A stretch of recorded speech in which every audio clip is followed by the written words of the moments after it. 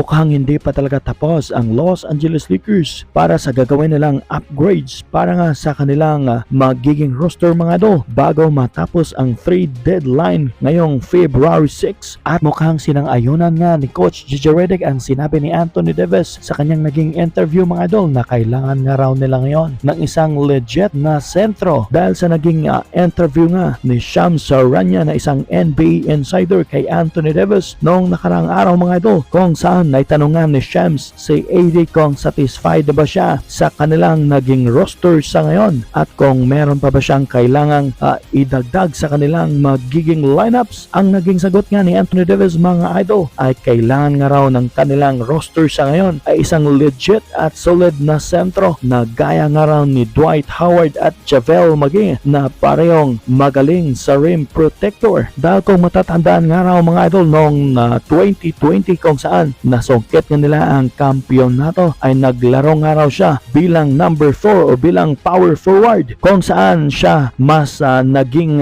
dominado. At pagkatapos nga ng kanilang naging laban kahapon kontra sa Boston Celtics mga idol kung saan panalo nga ang Los Angeles Lakers, muli nga siyang natanong ng isang reporter patungkol nga sa kanyang best possessions paglalaro bilang number 4 o bilang isang power forward. Ayon pa nga kay Anthony Davis mga idol, wala naman daw problema kung maglalaro siya bilang number 5 o bilang sentro ng kanilang kupunan. Kaso nga lang daw ay meron nga raw itong disadvantages at advantages, whereas kung paglalaroin nga raw siya bilang isang power forward ay doon nga raw siya nagiging effective. Ibig sabihin nagiging dominado nga siya at hirap pigilan lalong lalo na nga sa kanyang magiging opensa. Dagdag pa ni Anthony Davis mga idol, matagal na nga raw alam ng Lakers front office dahil every year nga daw niyang sinasabihan ang kanilang front office na magiging effective nga raw siya at nagdodominate pag ang laruan niya ay pang number 4 o power forward. Samantala pati nga si Coach JJ Redick mga idol ay natanong nga din ng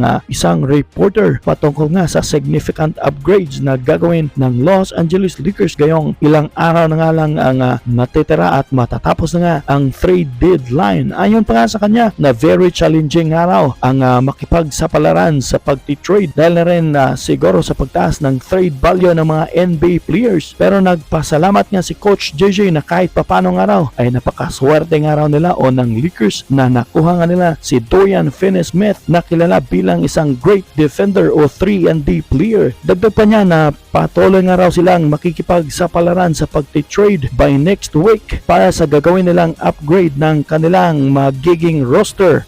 And again, challenging environment to just go out and make trades. Feel very fortunate that we were able to execute and get someone like Dorian Finney-Smith on our team, and we'll continue to look over the next couple weeks. Anong masasabi niyo mga idol? Sa video natin ngayon, comment nyo lang sa baba ang inyong mga komento.